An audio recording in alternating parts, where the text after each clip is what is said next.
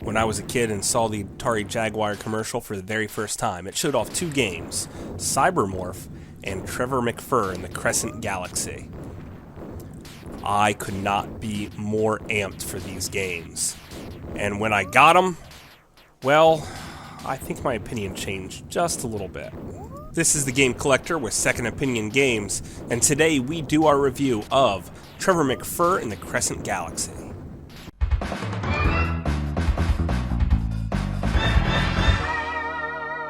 Second Opinion Game. First, let's talk about the music, or lack thereof.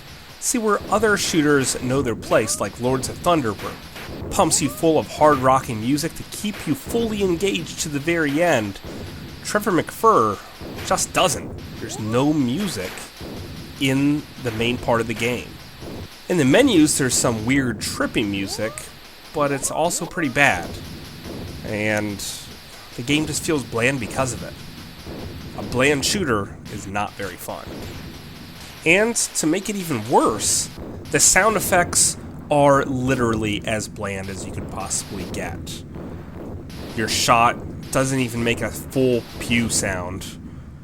And the explosions are just sort of boo, boo, which you hear repeatedly because you're always clearing the screen.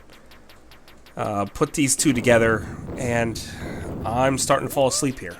Why I'm talking about the negatives here, let's also say about the lack of parallax scrolling. Other games of this style have lots of parallax scrolling going on to give you a sense of speed. Again, this game doesn't. And when it does, it has stuff in the foreground which covers up laser fire and other things that could damage your ship, which is just unexcusable. But I'm done talking about the negatives. Let's say about what this game does right. And what the game does right is take advantage of almost every single button on the game controller. It seems a little confusing at first, but the number pad is a different power-up, and you get power-ups left and right. So don't be stingy with them. Use them non-stop if you have to. The bosses, though, end up being a piece of cake, especially if you have the invincibility bubble. Just basically go inside of them and fire the shot as fast as possible till they explode. But the power-ups here are absolutely awesome. On top of it, the textures on some of the enemies also look really good. And that's the best thing I could say about this entire game. The textures and the power-ups. Everything else is pretty bland. Overall, this is a subpar Jaguar game. Trevor McFur was the only launch title for the Jaguar other than the pack-in game. With that being said, it's cheap and easy to come by. So if you need a shooter, just pick it up. Give it a chance. Everyone else, just stay away from this game. It is really bad.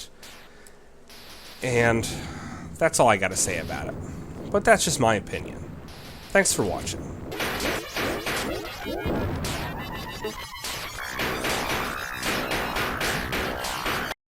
If you like this review, please remember to subscribe.